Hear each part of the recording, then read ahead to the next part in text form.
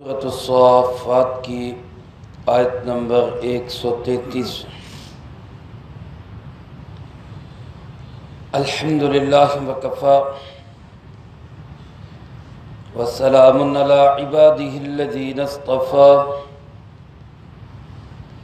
خصوصاً علی سید الرسل وخاتم الانبیاء وعلى آلہ واصحابہ الاتقیاء۔ اما بعد فاعوذ باللہ من الشیطان الرجیم، بسم اللہ الرحمن الرحیم۔ وَإِنَّ لُوطًا لَّمِنَ الْمُرْسَلِينَ إِذْ نَجَّيْنَاهُ وَأَهْلَهُ أَجْمَعِينَ إِلَّا عَجُوزًا فِي الْغَابِرِينَ ثُمَّ دَمَّرْنَا الْآخَرِينَ وَإِنَّكُمْ لَتَمُرُّونَ عَلَيْهِمْ مُصْبِحِينَ وَبِاللَّيْلِ أَفَلَا تَعْقِلُونَ۔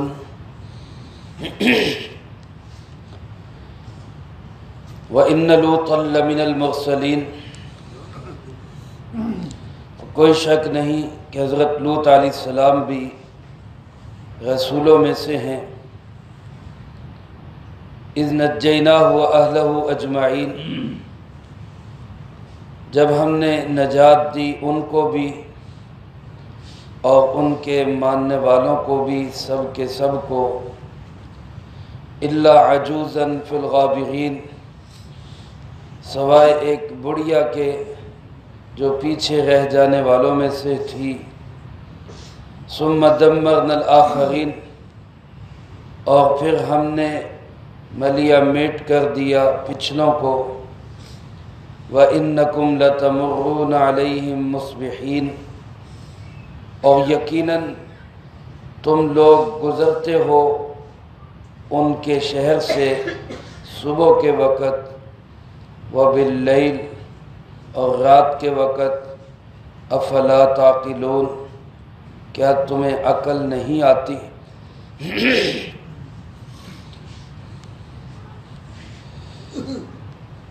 ان آیات مبارکہ میں اللہ رب العالمین نے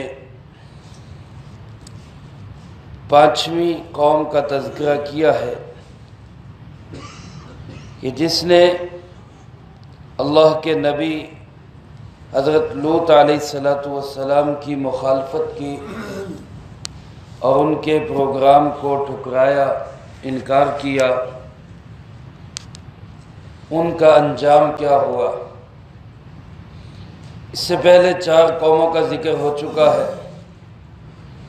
حضرت نوح علیہ السلام کے مقابلے میں آنے والی قوم، حضرت ابراہیم علیہ السلام کے مقابلے میں آنے والا بادشاہ اور اس کی قوم نمرود، حضرت موسیٰ علیہ السلام کے مقابلے میں آنے والا بادشاہ فرعون اور اس کی قوم، اور پھر حضرت الیاس علیہ السلام کے مقابلے میں آنے والی قوم۔ یہ 4 قوموں کا تذکرہ پہلے ہوا۔ آج جو آیات مبارکہ تلاوت کی گئی، ان میں اس 5ویں قوم کا تذکرہ ہے۔ مقصد اہل عرب کو بالخصوص اور تمام انسانوں کو بالعموم، اس زمانے میں جب قرآن کریم اتر رہا تھا، اولین مخاطب اس کے وہ لوگ ہیں، اور اس کے بعد میں آپ آج کے تمام انسان بھی قرآن کریم کے مخاطب ہیں، اور قیامت تک آنے والے تمام انسان قرآن کریم کے مخاطب ہیں۔ اور قرآن کریم سب کو مخاطب کر کے یہ بات یاد دلا رہا ہے کہ جس شخص نے بھی جس وقت بھی جس اللہ کے نبی کی مخالفت کی ہے، اس کا انجام اچھا نہیں ہوا ہے۔ یہ بار بار واقعات ہمیں یاد دلائے جاتے ہیں، اور یہ حقائق ہے، قصے کہانیاں نہیں ہیں، سٹوریاں نہیں ہیں، بنائے ہوئے اور من گھڑت قصے نہیں ہے۔ یہ ایک ایسے واقعات ہیں جو سچائی پر مبنی ہے، حقیقت ہے۔ حضرت لوط علیہ السلام جو حضرت ابراہیم علیہ السلام کے بھانجے یا بھتیجے ہیں، اور ہجرت میں ان کے ساتھی بھی ہیں۔ عراق بابل کے علاقے سے شام اور فلسطین کی طرف جاتے ہوئے حضرت ابراہیم علیہ السلام نے اللہ کے حکم سے حضرت لوط علیہ السلام کو اردن کے علاقے میں بھیجا۔ اردن کا مشرقی علاقہ جہاں پہ سدوم اور عمورہ نامی قومیں آباد تھی، جن کی لاکھوں کی آبادی 6 بڑے بڑے شہروں کے اندر تقسیم تھی۔ دنیاوی اعتبار سے اللہ پاک نے تمام قسم کی آسائشیں، سہولیات اور خوشحالیاں عطا کی تھیں، اور جب ایسے حالات ہوتے ہیں تو عام طور پہ فطرتاً انسان عیاشیوں کی طرف چلا جاتا ہے، بدماشیوں کی طرف چلا جاتا ہے۔ اگر اس کا تعلق اللہ والوں کے ساتھ نہ ہو، دین کے ماحول کے ساتھ نہ ہو، تو خوشحالی، مال کی فراوانی عموماً انسان کو گناہوں کی طرف لے جاتی ہے۔ اللہ پاک ہم سب کی حفاظت فرمائے۔ قوم لوط کے اندر بھی ایسی خرابیاں پیدا ہو گئی تھی، اور ایک بڑی ہی عجیب قسم کی اور خوفناک اور گندی حرکتیں کرنے والی یہ قوم تھی۔ ایک برائی تو ان کی سب سے بڑی برائی، جو مشترکہ برائی ساری قوموں کی، وہ شرک ہے۔ اللہ کے سوا کسی اور کو اپنا کرتا دھرتا سمجھ لینا، مشکل کشا، حاجت روا، بگڑی بنانے والا، مسئلے حل کرنے والا، عزت و ذلت کا مالک، نفع و نقصان کا مالک۔ ہمارا عقیدہ کیا ہے کہ صرف کون ہے؟ اللہ ہے۔ لیکن میرے محترم دوستو، دنیا کے اندر لوگ مختلف قسم کی چیزوں کو اور مختلف قسم کی ایک ذہنی اختراعات کو وہ اپنا معبود بنا لیتے ہیں۔ ضروری نہیں کہ پتھر کے مجسمے کوئی معبود بنایا گیا ہو۔ آج جس طرح ہم یہ سمجھتے ہیں کہ پیسے کے بغیر مسئلہ حل نہیں ہوتا، تو اس کا مطلب یہ کہ ہم نے تو پیسے کو خدا بنایا ہوا، روپے کو خدا بنائے ہوا۔ یا اسی طرح اگر ہم سمجھتے ہیں کہ کسی بڑی طاقت کے بغیر ہمارا یہ مسئلہ حل نہیں ہوگا، تو اس کا مطلب ہے کہ ہم نے تو اس بڑی طاقت کو اپنا خدا بنا لیا۔ جبکہ ہمارا تو مشکل کشا، حاجت روا، ہماری بگڑی بنانے والا، ہمارے مسئلے حل کرنے والا، وہ صرف اور صرف کون ہے؟ اللہ ہے۔ قرآن کریم میں اللہ پاک نے ان لوگوں کا بھی ذکر کیا جنہوں نے اپنی خواہش کو اپنا معبود بنا لیا۔ ارأیت من اتخذ الہہ ہوا، کیا تو نے دیکھا ایسے لوگوں کو جنہوں نے اپنی خواہش کو اپنا خدا بنا لیا؟ جو مرضی میں آیا کھا لیا، جو مرضی میں آیا پی لیا، جس چیز کو دل کیا دیکھ لیا، جس چیز کو دل کیا سن لیا۔ اس کا مطلب ہے اس نے تو اپنے جی کو، اپنے نفس کو، اپنی خواہش کو اپنا خدا بنا لیا۔ یہ جتنے بت ہیں، وہ خواہش کی شکل میں ہو، وہ روپے پیسے کی شکل میں ہو، وہ کسی بڑی طاقت کی شکل میں ہو، ان سارے بتوں کو توڑنا اور ایک اللہ کے ساتھ تعلق جوڑنا، یہ اللہ کے نبیوں کی دعوت کا بنیادی مقصد ہوتا ہے۔ بنیادی مقصد یہی ہوتا ہے۔ اس قوم کے اندر بھی یہی خرابی تھی۔ دوسرے نمبر پہ جو سب سے بڑی خرابی ان کے اندر تھی، جو ان سے پہلے کسی قوم کے اندر نہیں تھی، اس بیماری کے یہ موجد ہیں۔ انہوں نے اس بیماری کو انسانوں کے اندر پیدا کیا ہے، وہ ہے ہم جنس پرستی۔ لڑکوں کا لڑکوں کے ساتھ، مردوں کا مردوں کے ساتھ اپنی شہوانی جذبات کو پورا کرنا، یہ بیماری ان سے پہلے انسانوں کے اندر نہیں تھی۔ انہوں نے اس کو ایجاد کیا ہے۔ حضرت لوط علیہ السلام نے اس بیماری سے بھی روکنے کی سر توڑ کوشش کی۔ پھر چھوٹی چھوٹی اور کئی بیماریاں تھیں۔ مثلا طاقتور کے لیے قانون اور ہے، غریب کے لیے اور قانون ہے، یہ بھی ان کے ہاں تھا۔ حضرت ابراہیم علیہ السلام نے ایک دفعہ ایک شخص کو بھیجا کہ جاؤ ذرا میرے بھتیجے کی خیر خبر تو لے کے آؤ۔ لوط کا پتہ لے کے آؤ کس حال میں۔ اب وہ شخص سفر کرتے کرتے ان کے علاقے میں پہنچا تو پہلا آدمی جس سے اس کا ٹاکرا ہوا، اب اس وقت کے لحاظ سے اور اسلامی تعلیمات کے لحاظ سے ایک نووارد مہمان کی مہمان نوازی، اس کی عزت افزائی، اس کو کھانا کھلانا، اس کو گھر میں ٹھہرانا، یہ اس کا حق ہے۔ لیکن اس اجنبی نے جب آ کے اس سے کہا کہ بھائی میں مسافر ہوں اور میں آپ کے علاقے میں آیا ہوں تو مجھے آپ یہاں ٹھہرنے کی جگہ دے، اس نے بجائے ٹھہرانے کے، اکرام کرنے کے، ایک پتھر اٹھا کے زور سے سر میں دے مارا اور سر پھاڑ دیا۔ جب اس قاصد کا، ابراہیم علیہ السلام کی اس ایلچی کا سر پھٹ گیا، خون سے رنگین ہو گیا، اس نے کہا بھائی یہ کیا میرے ساتھ تم نے سلوک کیا، میرے ساتھ یہ سلوک کیسا کیا تم نے، یہ تو انسانیت نہیں ہے۔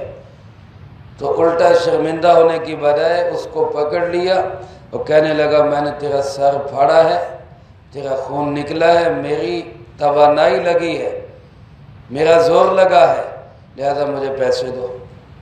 یہ صورتحال تھی اس کو، ورنہ میں تجھے قاضی کے پاس لے کے جاتا ہوں۔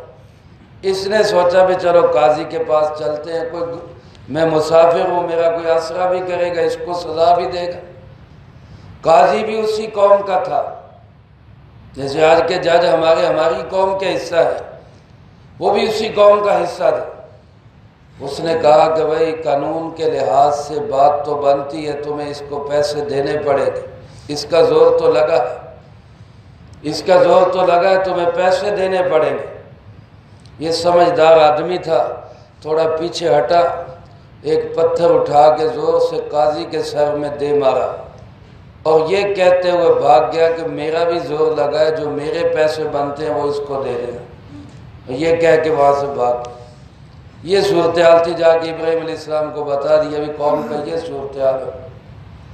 پھر اسی طرح لہو و لعب میں یہ قوم اتنی مشغول، لہو و لعب میں اور کھیل کود میں، جس طرح آج ہمارے سکولوں میں اور ہماری یونیورسٹیز میں اور کالجوں میں بچوں کو تعلیم، ریسرچ یا اسی طرح مزید کو اچھی چیزوں کی طرف لگانے کی بجائے کھیل تماشوں میں لگایا جاتا ہے، نئی نئی کھیلیں ان کے اندر ایجاد کی جاتی۔ کبھی جو ایک بچے کی پشت پہ غبارے باندھ دیتے اور دوسرے بچے سے کہتے ہیں بھائی دوڑ کے آنا ہے اور ایسے ساتھ لگنا ہے کہ غبارہ پڑ جائے۔ پھر یہی بچوں اور بچیوں کی مخلوق کھیلیں کرواتے، بے حیائی کے پروگرام۔ کبھی کہتے ہیں جناب مقابلہ ہوگا، کیا ہے کہ اپنی اپنی بیوی کو اٹھا کے دوڑنا ہے، یہ مقابلے ہو رہے ہیں، یہ مغرب کی ایک صورتحال ہے۔ اسی طرح کے مقابلے ان کے اندر تھے۔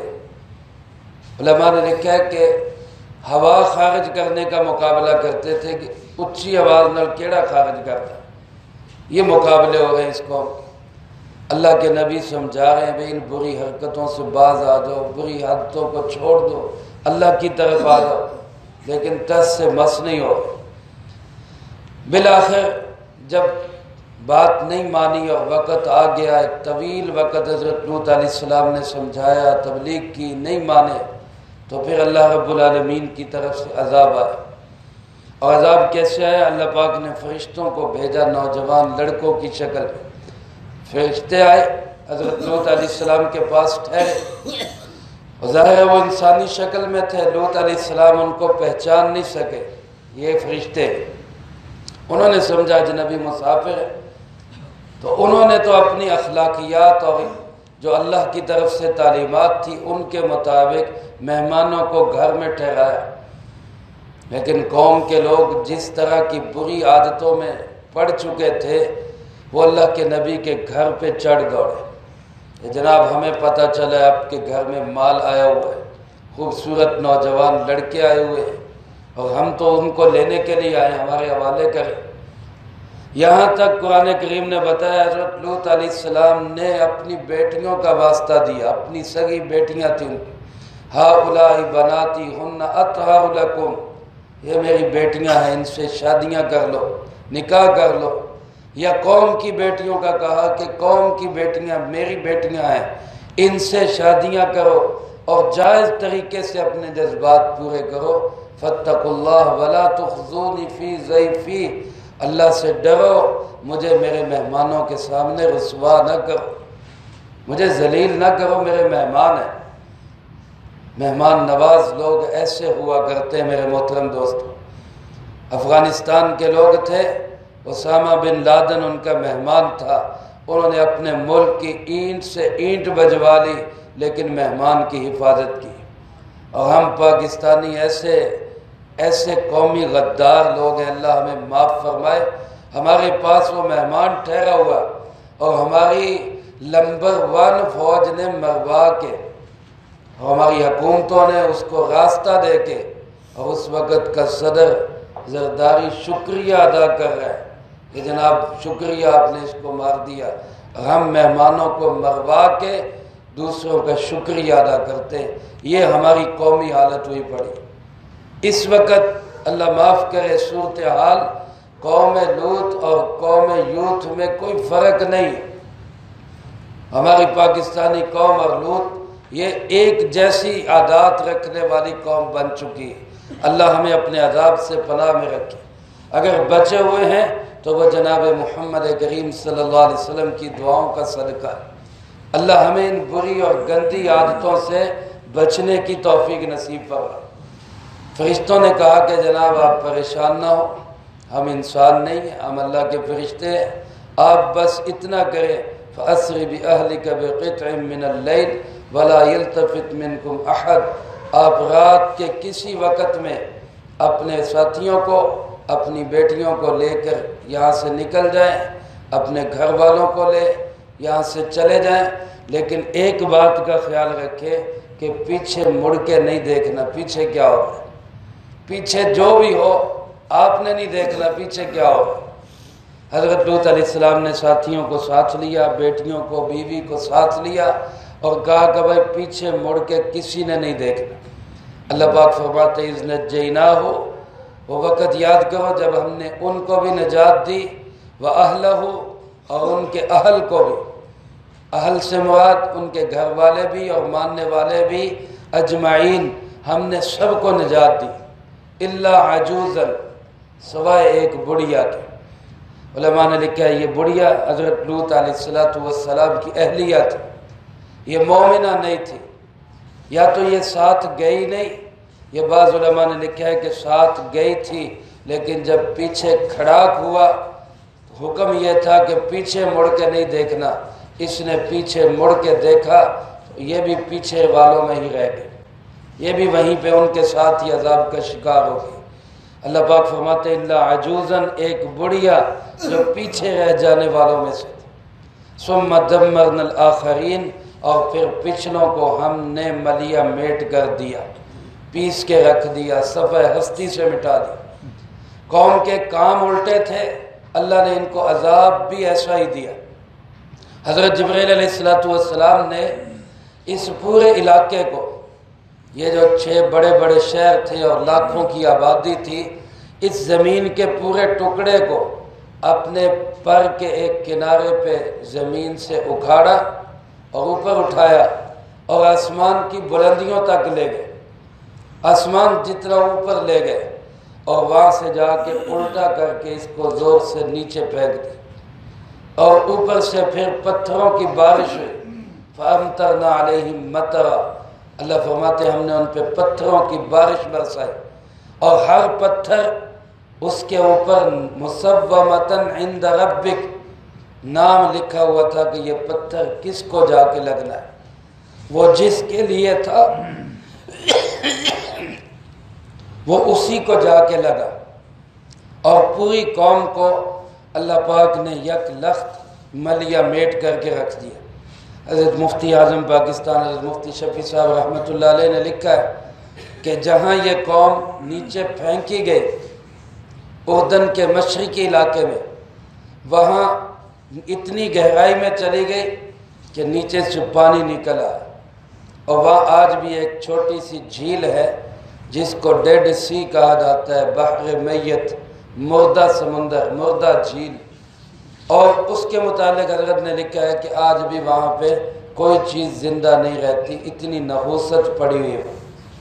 میرے محترم دوستو، یہ اس قوم کا انجام ہوا جس نے سیدھے راستے کو چھوڑ کے غلط راستہ اختیار کیا۔ اللہ ہمیں ایسے غلط راستوں سے محفوظ فرمائے۔ فرمایا وَإِنَّكُمْ لَتَمُرُّونَ عَلَيْهِمْ مُصْبِحِينَ۔ اللہ پاک نے اہل عرب کو یاد دلایا، مکہ مکرمہ کے لوگوں کو خاص طور پہ، کہ تم جب تجارتی سفر میں جاتے ہو اور شام اور یمن کی طرف سفر کرتے ہو تو تم ان کی بستیوں سے گزر کے جاتے ہو۔ انکم لتمرون، تم گزرتے ہو وہاں سے، مصبحین، صبح کے وقت، و باللیل، اور رات کے وقت۔ بعض علماء نے لکھا ہے کہ آتے جاتے قافلے کبھی صبح کو گزرتے کبھی رات کو گزرتے، اور بعض نے لکھا ہے کہ جو قافلہ ادھر سے جاتا وہ جب جا رہا ہوتا تو دن ہوتا، صبح ہوتی تھی، اور جب وہاں سے واپس آ رہا ہوتا تھا تو تب رات کا وقت ہوتا تھا۔ اس لیے اللہ پاک نے فرمایا تم صبح بھی گزرتے ہو، رات کو بھی گزرتے ہو، تو کیا تمہیں اس کو دیکھ کے عقل نہیں آتی؟ آج میرے محترم دوستو، ہمارے سامنے کتنا کلیئر اللہ نے یہ واقعہ بیان کر دیا، اس کے باوجود آج کتنے لوگ ہیں جو اس واقعے کو سن کر عبرت حاصل کریں اور ان گھنونے اور گندے سیاہ کارناموں سے باز آ جائیں؟ کتنے لوگ؟ لیکن میرے محترم دوستو، آج جس طرح ہمیں عبرت حاصل نہیں ہو رہی، اسی طرح عرب کے لوگوں نے بھی عبرت حاصل کرنے کی بجائے رسول اللہ صلی اللہ علیہ وسلم کا مقابلہ کیا۔ تو ہمیں بھی آج عبرت حاصل کرنی چاہیے۔ ہم ان پہلی قوموں کے انجام کو سامنے رکھیں۔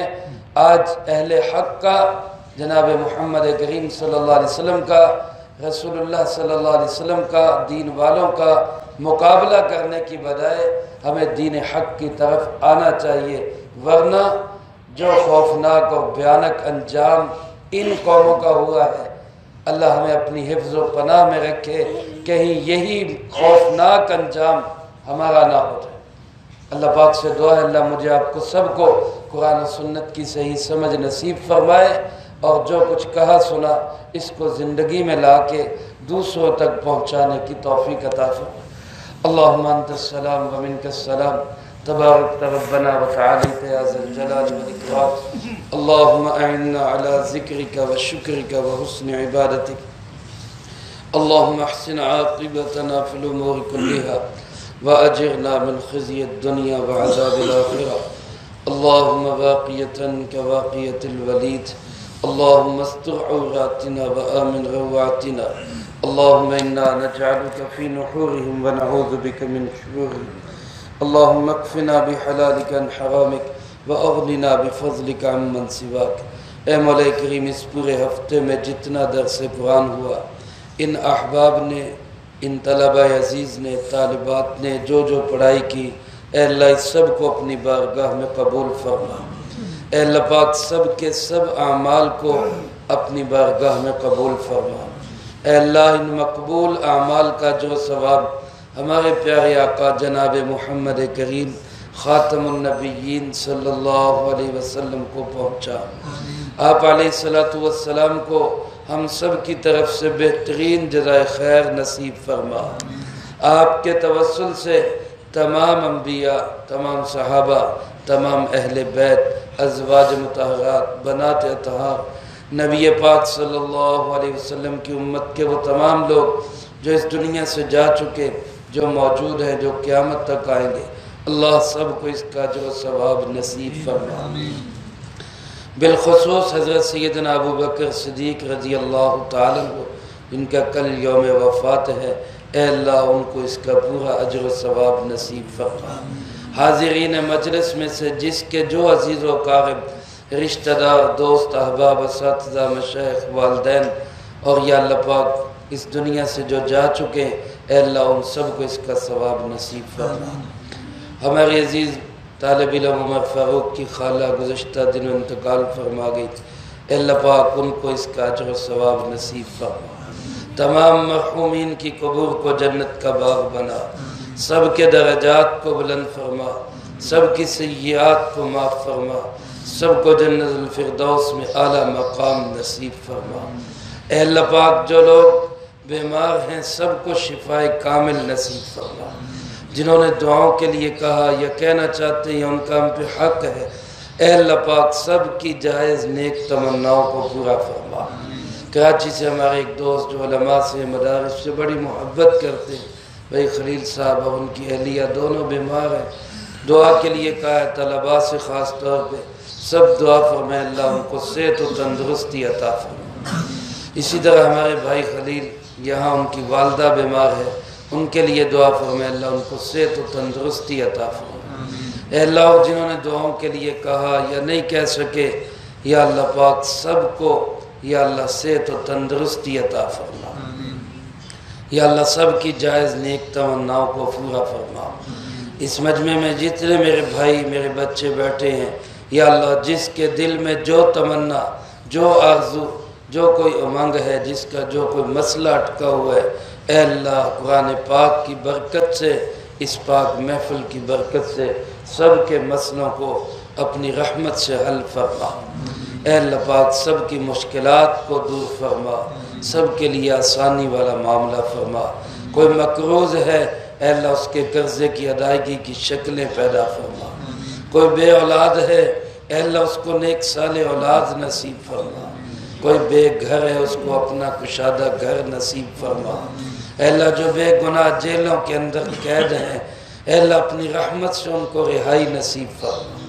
اے اللہ پاک جو اپنے گناہوں پہ نادم ہیں، اے اللہ ان کو بھی اے اللہ تو باعزت رہائی نصیب فرما۔ یا اللہ ہم سب کی حاجات کو پورا فرما، ہماری دنیا آخرت کی ضرورتوں کو پورا فرما، عزت کی زندگی شہادت کی موت نصیب فرما، اسلام والی زندگی ایمان والی موت نصیب فرما۔